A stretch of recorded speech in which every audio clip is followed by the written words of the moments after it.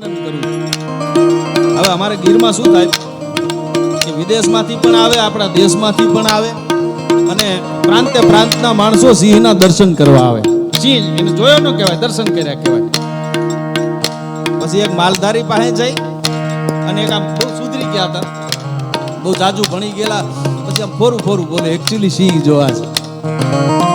માલધારી કે આ બાપા સિંહ તો બાપા વનનો રાજા કહેવાય, તો એ નીકળે ત્યારે આપણે એના દર્શન કરવાના હોય કે આપણે આટુંથી તો એ નીકળે નહીં.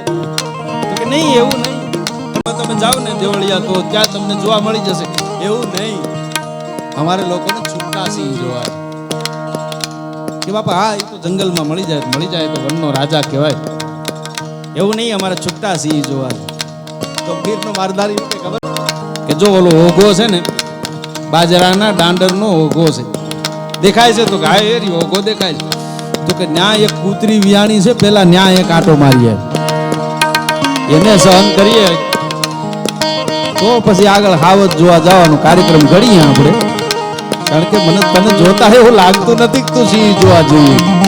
હા, ગીરમાં આવો ને એટલે કપાસી વાળાના પગની કપાસી વહી જાય. હાવત ને જોવે ને એટલે કપાસી દવા લીધે ન મટે, બાકી હાવત ની એકવાર ડણક સાંભળી જાય એટલે કપાસી મટી જાય.